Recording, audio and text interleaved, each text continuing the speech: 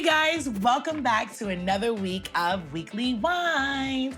I am so excited to share these wines with you guys.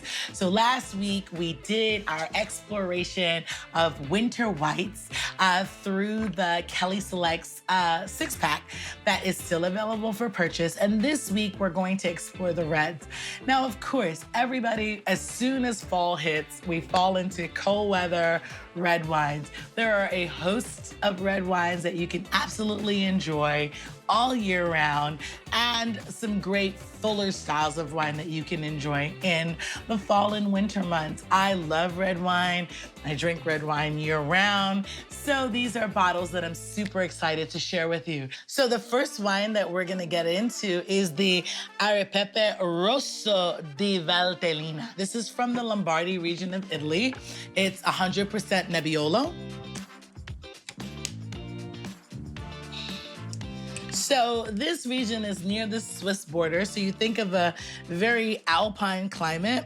And I love Nebbiolo. Nebbiolo is a wine that is highly tannic. It's quite grippy, which I really, really enjoy, but it's also quite perfumed for me. I enjoy the notes of red fruit and all those other things. There's brightness on this wine. And these wines can be misleading because in the glass, they're kind of translucent. You almost get this Pinot Noir vibe, but then you drink it and those tannins grip you and you're like, oh, hello, welcome to the party. I'm here too. So on the nose, beautiful, these deep red fruits. So when you hear people describe like red fruit versus deep red fruit, don't get discouraged by that. You know exactly what that means, right? A strawberry is a bright, vibrant red. Meanwhile, if you have a black cherry, it's dark, it's deep, it's got these more robust flavors. That's all we're saying when we talk about red fruit, dark red fruit. When you're thinking about ripe, think about that time you went to the supermarket, you picked up a pack of Driscoll strawberries, you got home, you bit into it, and you're like, oh, these could have used a week more, right? So just use these things that you already know to kind of leverage out what you think when you hear red fruit, ripe fruit, etc. Okay, let's get into this. So on the nose here, I'm getting a lot of depth. There are these more like earthy umami notes to this. And umami is just this word that has been developed to explain depth and earthiness and this savory flavor that's just beautiful to me. I'm getting a lot of herbal notes in here. It's not necessarily green, but think of your more bright green spices. So like oregano, sage, those things that you would incorporate with a lot of the dishes that we cook in the fall and winter months.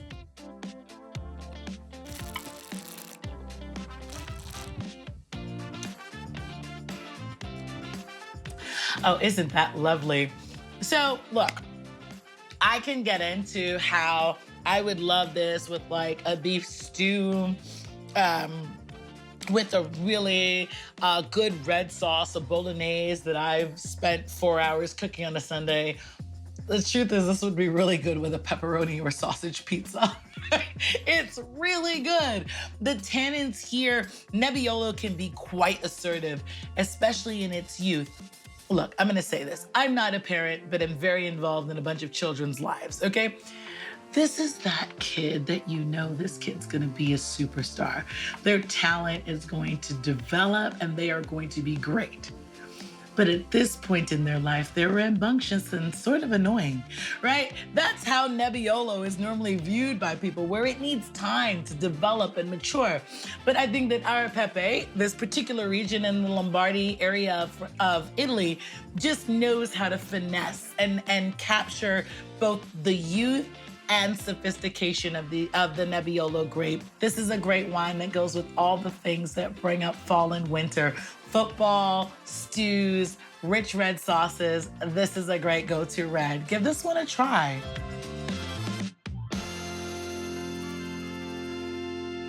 Now, we know some of the most expensive wines in the world are Pinot Noirs from Burgundy. Am I telling you to go out and buy that? No. Am I telling you to invite me over if you've gotten some of those bottles? Yes. shoot me a DM or an email, depending on how much DRC you have.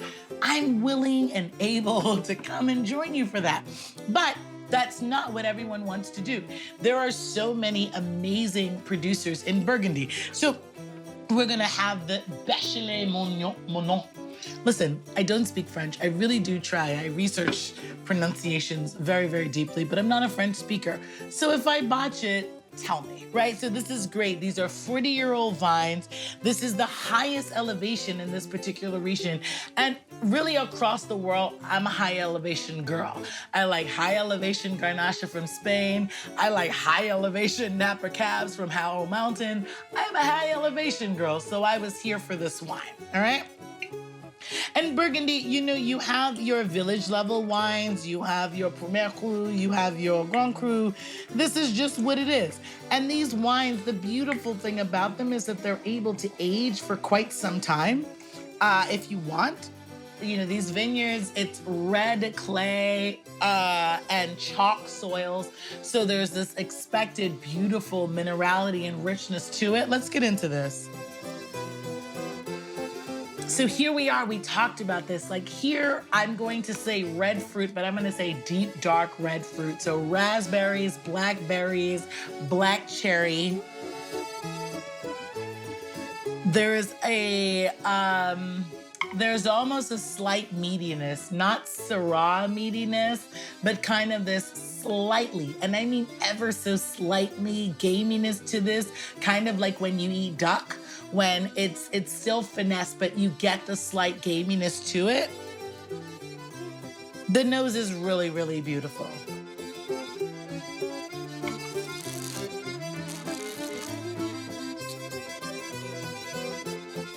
Ooh. Often a question is, how do you know if a wine is ageable?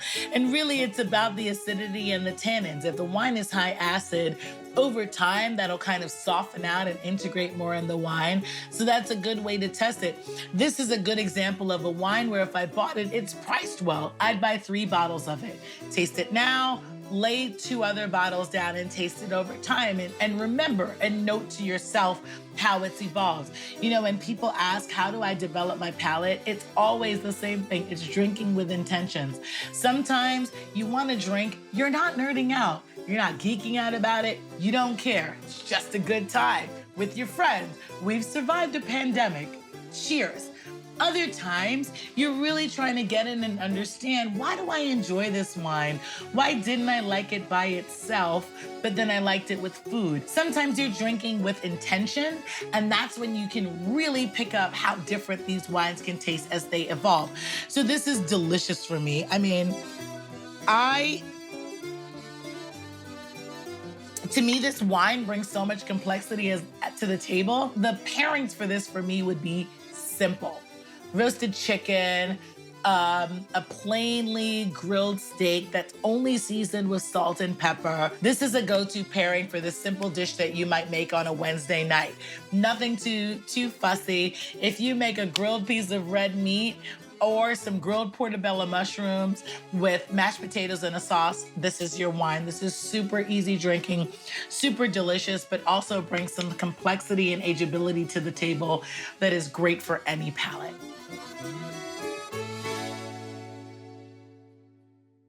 All right, guys, and we can't talk about winter reds without getting into Cabernet Sauvignon, can we? This particular one is from Walla Walla, Washington. We're right here in the States. This is a beautiful Cab blend, and here in the States, we're not restricted the way we would be maybe in Bordeaux about how we would label these things.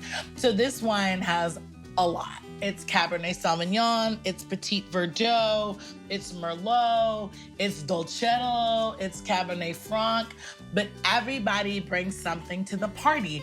And I just find that when I'm talking to people that are newer on their wine journey, I love describing it situationally, and red blends are a great example of it. You've all planned a dinner party where you've had to be like, oh, what friends are gonna go well with what other friends? And it's not that there's anything wrong with anyone. It's just to create harmony and synergy. You're intentional about who you're inviting to the party. Same thing with red blends. These grapes are brought into these blends intentionally. It's not just, oh, I was growing this over there, so let's throw it in there. Every grape that's brought into a red blend is brought there to bring something to the party. So this wine is aged 13 months in neutral oak, which Cabernet Sauvignon absolutely needs to spend time in oak. Otherwise, the grape is far too assertive to just drink on its own. It's grippy. I love tannins and I love acid, but if you just drink Cabernet Sauvignon youthfully on its own, it can be a struggle, particularly if it's not from an exceptionally warm climate.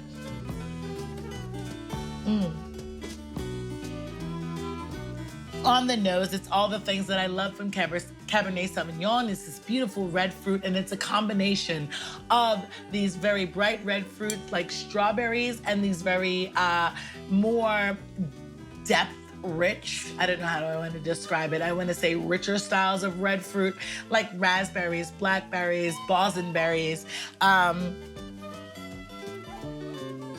And then there's this beautifully finessed oak, where oak is something, particularly when it comes to Cabernet Sauvignon, the use of oak really showcases to me the skill of the winemaker. There is such a thing as overusing oak. Oak bombs are real. There are people and producers that use oak to cover flaws in the wine. And the more you drink and the more you grow your palate, you can certainly recognize, you didn't put this much oak. You messed something else up, and now you're trying to cover it. This is not one of those examples. This is a well-used oak.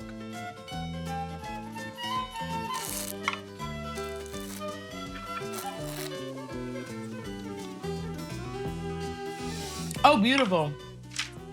So I will be honest here. This is a red wine lover's red wine. This is not an introductory red wine.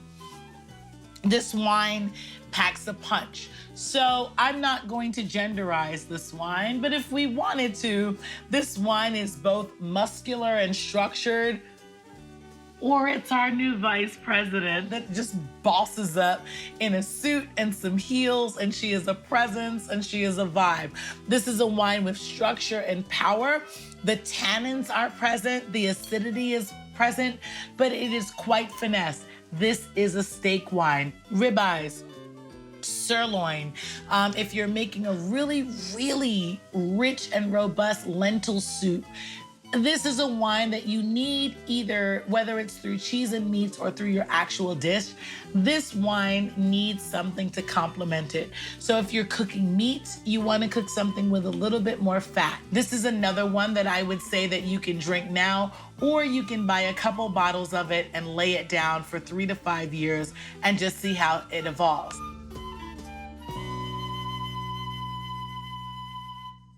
I just want to tell you guys again, when you think about subscribing to wine clubs or any curated packs, make sure that it's something that is going around the world and exposing you and exposing your palate to wines, to producers, to grapes grown all around the world. Continue to drink and use wine as your passport. I hope you enjoy these wines. I can't wait to share more with you. Cheers, guys.